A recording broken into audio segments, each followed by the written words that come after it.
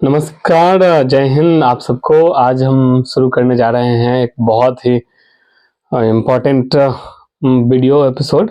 इसको देखिएगा और ये याद रखिए कि ये आपको पढ़ाई और एग्ज़ाम के पर्सपेक्टिव से इम्पोर्टेंट तो है ही, और जानकारी के लिए भी। क्योंकि याद रखिए कि शिक्षा सिर्फ नौकरी के लिए आवश्यक नहीं है, आपको एक बेहतर जीवन जीने के लिए भी शिक्षा आवश्यक है। तो आज हम शुरू करते हैं भारतीय राष्ट्रीय आंदोलन से संबंधित महत्वपूर्ण आंदोलन एवं घटनाओं को। कुछ बेसिक्स क्वेश्चन पहले आप जानते होंगे। भारतीय राष्ट्रीय कांग्रेस की स्थापना 28 दिसंबर 1885 ईस्वी को एयो हुम द्वारा मुंबई के गोकुल दास तेजपाल संस्कृत विद्यालय में किया गया। ठीक है।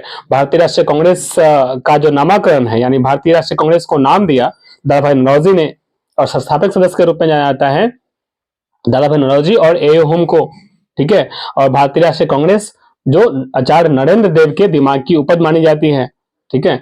आपका भारतीय राष्ट्रीय कांग्रेस की स्थापना के समय भारत के वायसराय लॉर्ड डफरिन थे, ब्रिटेन के प्रधानमंत्री ग्लेन एस्टोन थे। भारतीय राष्ट्रीय कांग्रेस के प्रथम अधिवेशन जो किया गया मुंबई में, जिसके अध्यक्ष थे डब्ल्यू.सी. बनर्जी, और प्रथम अधिवेशन में कुल 72 लोगों ने भाग लिया। दूसरा अधिवेशन 1886 में हुआ, जिसके अध्यक्षता दादा भाई नौरोजी ने किया। दूसरे अधिवेशन में कुल 436 लोग भाग लिए और कुल 33 मुस्लिम लोगों ने पार्टिसिपेट किया था। अब बात करते हैं बंग भंग आंदोलन की, जिसका अन्य नाम स्वदेशी आंदोलन भी है। अब याद रखिएगा कि यह जो है बंग भंग आंदोलन या स्वदेशी आंदोलन का शुरुआत 7 अगस्त 1905 ईस्वी को किया गया था। ठीक है। इसके पीछे कुछ प्रमुख घटना को देखिए कि लॉर्ड कर्जन के समय बंगाल विभाजन की घोषणा की जाता है 19 जुलाई 1905 को, या 20 जुलाई 1905 को भी कह सकते हैं। और इसके एवज में भारतीयों द्वारा स्वदेशी आंदोलन का शुरू किया जाता है 7 अगस्त 1905 को। पुनः 16 अक्टूबर 1905 को बंगाल विभाजित हो जाता है। उस दिन शोक दिवस के रूप में पूरा भारत मनाता है। तो इससे आपको क्वेश्चन पूछ लिया कि बंग भंग आंदोलन की शुरुआत कब हुई थी, तो 7 अगस्त 1905 को। ठीक है। बंगाल विभाजन के विरुद्ध में। अब बात करते हैं मुस्लिम लीग की स्थापना 30 दिसंबर 1906 को आगा खां और सलीम उल्लाह खां द्वारा ढाका में किया गया था। ठीक है। याद रखिए कि मुस्लिम लीग की स्थापना 1906 को आगा खां और सलीम उल्लाह खां द्वारा ढाका में किया गया था। बंगाल कांग्रेस का प्रथम विभाजन 1907 ईस्वी में हुआ। ठीक है। जिसका अध्यक्षता कर रहे थे रास बिहारी बोस। और कांग्रेस का प्रथम विभाजन हुआ, गरम दल और नरम दल में विभाजित हो जाता है। अब बात करते हैं होम रूल लीग आंदोलन का। होम रूल लीग आंदोलन की शुरुआत 1916 में सर्वप्रथम बाल गंगाधर तिलक ने पुणे में से किया था। उसके बाद श्रीमती एनी बेसेंट ने मद्रास के क्षेत्र में होम रूल लीग आंदोलन को चलाया था। अब बात करते हैं लखनऊ पैक्ट। 3-4 पैक्ट है, याद कर लीजिए। एक लखनऊ पैक्ट बोलते हैं या लखनऊ समझौता। यह भारतीय राष्ट्रीय कांग्रेस के 1916 के अधिवेशन को कहा जाता है, जिसमें आपका भारतीय राष्ट्रीय कांग्रेस के लोग और मुस्लिम लीग के लोग एकजुट हो जाते हैं, और गरम दल और नरम दल फिर से एकजुट हो जाते हैं। इसी को लखनऊ समझौता या लखनऊ पैक्ट कहा गया। यह 1916 के भारतीय राष्ट्रीय कांग्रेस के 1916 के अधिवेशन जो लखनऊ में रखा गया था, उसी समय आपका भारतीय राष्ट्रीय कांग्रेस और मुस्लिम लीग एक हुए थे। मोहम्मद अली जिन्ना के मध्यस्थता से गरम दल और नरम दल एक हुआ था श्रीमती एनी बेसेंट के मध्यस्थता से, याद रखिएगा। अब एक है दिल्ली पैक्ट। ठीक है। एक दिल्ली पैक्ट है, पूना पैक्ट। तो दिल्ली पैक्ट जो है गांधी इरविन समझौता के, गांधी और इरविन के बीच समझौता हुआ था 5 मार्च 1931 को। उसे गांधी इरविन समझौता कहा गया या उसी को दिल्ली पैक्ट कहा गया। ठीक है। और एक है दिल्ली चलो आंदोलन, एक है दिल्ली चलो का नारा।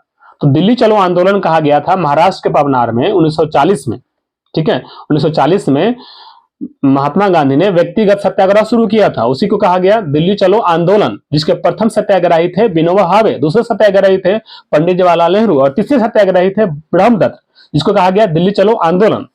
और दिल्ली चलो का नारा दिया था सुभाष चंद्र बोस ने, याद रखिएगा। और एक छूट गया पूना पैक्ट। पूना पैक्ट जो है महात्मा गांधी और बी.आर. अम्बेडकर के बीच हुई समझौता को कहा जाता है पूना पैक्ट, पूना समझौता, जो 1932 में एरबदा जेल में हुआ था, याद रखिएगा। ठीक है। अब बात करते हैं मोंटेग्यू घोषणा। ठीक है। इसी को कहा गया अगस्त घोषणा। एक है अगस्त घोषणा, एक है अगस्त क्रांति। ठीक है। एक है अगस्त घोषणा, एक है अगस्त प्रस्ताव, एक है अगस्त क्रांति। तीनों को समझिए। तो अगस्त घोषणा 1917 में मोंटेस्क्यू द्वारा लाया गया घोषणा था, ठीक है, जिसको गरम दल ने गरम पंथियों ने सूर्यविहीन उषा काल की संज्ञा दिया, ठीक है। तो यह मोंटेस्क्यू द्वारा 1917 में लाया गया घोषणा था, ठीक है। इसको कहा गया अगस्त घोषणा या मोंटेग्यू घोषणा। उस समय मोंटेग्यू जो है थे भारत के राष्ट्र सचिव थे और चैम्सफोर्ड भारत के वायसराय थे। उस समय ब्रिटेन के प्रधानमंत्री कौन थे बताइएगा? जॉर्ज यूले थे। जॉर्ज यूले उस समय 1919 जब मोंटेस्क्यू चैम्सफोर्ड सुधार आयोग आया था, उस समय ब्रिटेन के प्रधानमंत्री जॉर्ज यूले थे। एक अभी हमने बताया आपका अगस्त घोषणा जो 1917 में आया था, मोंटेस्क्यू द्वारा लाया गया था। एक है अगस्त प्रस्ताव जो 1940 में 8 अगस्त 1940 को लॉर्ड लिथलिथगो द्वारा लाया गया प्रस्ताव था, जिसको अगस्त प्रस्ताव कहा गया। और फिर एक है अगस्त क्रांति। अगस्त क्रांति 8 अगस्त 1942 को शुरू किया गया, यानी उसी को कहा गया भारत छोड़ो आंदोलन। तो भारत छोड़ो आंदोलन का प्रस्ताव शुरू हुआ 8 अगस्त 1942 को। अब भारत छोड़ो आंदोलन शुरुआत हुआ 9 अगस्त 1942 को, जिसके तहत ऑपरेशन जीरो आवर के तहत महात्मा गांधी को कैद किया गया आगा खां पैलेस में, पंडित जवाहरलाल नेहरू को कैद किया गया अल्मोड़ा जेल में, और अबुल कलाम आजाद को कैद किया गया बांकुड़ा जेल में, डॉक्टर राजेंद्र प्रसाद को कैद किया गया बांकीपुर जेल में, पटना के बांकीपुर जेल में, और जयप्रकाश नारायण को कैद कर दिया गया था हजारीबाग जेल में। वहां से वो आजाद रास्ता का गठन करते हैं, मतलब वहां से भाग जाते हैं दिवाली के दिन और वहां पे जाके आजाद रास्ता का गठन करते हैं, याद रखिएगा, ठीक है। अब बात करते हैं रॉलेट एक्ट। रॉलेट एक्ट को महात्मा गांधी ने काला कानून कहा, ना कोई कानून ना कोई इसकी संज्ञा दिया। रॉलेट एक्ट सुनिएगा, इसके रॉलेट एक्ट लागू होता है 19 मार्च 1919 को, ठीक है, 19 मार्च 1919 को लागू होता है। और सर्वप्रथम दो व्यक्ति डॉक्टर सत्यपाल मलिक और सैफुद्दीन किचलू को गिरफ्तार कर लिया जाता है। इसके एवज में 6 अप्रैल 1919 को महात्मा गांधी द्वारा विश्व व्यापी हड़ताल की घोषणा किया जाता है। और जो दो लोग गिरफ्तार हुए थे उनके एवज में अमृतसर में एक मीटिंग रखा जाता है, ठीक है। यह था 13 अप्रैल 1919 को, याद रखिएगा। 19 मार्च 1919 को रॉलेट एक्ट लागू हुआ, जिसको महात्मा गांधी ने काला कानून कहा। और सबसे पहले रॉलेट एक्ट के तहत गिरफ्तार होने वाले व्यक्ति थे डॉक्टर सत्यपाल मलिक और सैफुद्दीन किचलू, ठीक है। इसके एवज में 6 अप्रैल 1919 को महात्मा गांधी ने विश्वव्यापी हड़ताल करने की घोषणा किया।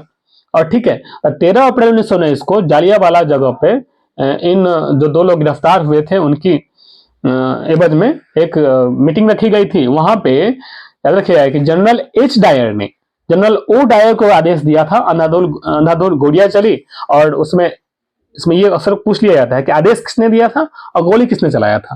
तो जनरल एच डायर ने आदेश दिया और जनरल ओ डायर ने अंधाधुंध गोलियां चलाया था। उसी जनरल ओ डायर को उधम सिंह ने 1940 में लंदन जाकर के गोली मारते हैं, याद रखिएगा, ठीक है। तो रॉलेट एक्ट। अब बात करते हैं कि एक और इंपॉर्टेंट चीज सुनिए कि रॉलेट एक्ट के विरोध में ही आपका रविन्द्रनाथ टैगोर ने रॉलेट एक्ट यानी जलियांवाला बाग हत्याकांड के विरोध में आपका रविन्द्रनाथ टैगोर ने नाइटहुड की उपाधि त्याग दी थी, सर की उपाधि त्याग दी थी, ठीक है। और शंकरन नायर ने कार्यकारिणी की परिषद से इस्तीफा दे दिया था। और याद रखिएगा कि कैसरे हिंद की उपाधि जो है महात्मा गांधी ने उनको मिला था 1915 में, ठीक है। कैसरे हिंद जो की उपाधि जो महात्मा गांधी असहयोग आंदोलन के उपरांत त्यागते हैं, ठीक है। ये आप जब अच्छी बुक पढ़िएगा उसमें साफ साफ पे लिखा हुआ है कि कैसरे हिंद की उपाधि जो है महात्मा गांधी ने असहयोग आंदोलन, इसकी शुरुआत 1 अगस्त 1920 ईस्वी को हुई थी। उसी दिन बाल गंगाधर तिलक की मृत्यु हो गई थी, ठीक है। और याद रखिएगा कि असहयोग आंदोलन के दौरान ही महात्मा गांधी ने 1 वर्ष में स्वराज का नारा दिया था, 1 वर्ष में आजादी का नारा दिया था महात्मा गांधी ने, और उसी के एवज में कैसरे हिंद की उपाधि वापिस कर दिया था महात्मा गांधी ने, याद रखिएगा। अब बात करते हैं खिलाफत आंदोलन। यह 1919 ईस्वी में शुरू हुआ। याद रखिएगा कि महात्मा गांधी का प्रथम सत्याग्रह का प्रयोग, ठीक है, भारत में किया गया चंपारण सत्याग्रह में, ठीक है। और आपका एक आता है कि महात्मा गांधी का प्रथम जन आंदोलन तो वह था असहयोग आंदोलन, और महात्मा गांधी का अखिल भारतीय स्तर पर प्रथम आंदोलन था खिलाफत आंदोलन, जिसकी शुरुआत आपका अली बंधु जो था शौकत अली और मोहम्मद अली ने इसकी शुरुआत किया था। लेकिन खिलाफत आंदोलन का अध्यक्षता किया था स्वयं आपका महात्मा गांधी ने, याद रखिएगा। एक है हंटर कमेटी की रिपोर्ट प्रकाशित की गई थी 28 मई 1920 को। देखिए जलियांवाला बाग हत्याकांड की जांच के लिए आपका अंग्रेजों द्वारा हंटर कमेटी लाया गया था, ठीक है। और भारतीयों द्वारा जलियांवाला बाग हत्याकांड की जांच के लिए मदन मोहन मालवीय आयोग लाया गया था, जिसका रिपोर्ट महात्मा गांधी ने सौंपा। तो हंटर कमेटी के हिसाब से कुल 300 साढ़े 300 के लोग, उसमें कहा जाता है कि कुल 389 लोग या 379 लोग मारे जाते हैं। और जब भारतीयों द्वारा जो जांच लाया गया था आयोग, मदन मोहन मालवीय आयोग, जिसका रिपोर्ट महात्मा गांधी स्वयं ने दिया था, इसके तहत इसमें कहा गया कि जलियांवाला बाग हत्याकांड में कुल 1000 लोग मारे गए थे। दोस्तों आज 10 मिनट स्पेशल में इतना ही। बताइए कैसा लगा। हमारे कोशिश और हमारी एकदम कोशिश रहेगा कि आपकी तैयारी और अच्छे से अच्छा हो, आप एक अधिकारी के रूप में बनिए, हमारी शुभकामनाएं हैं। जय हिंद, जय भारत।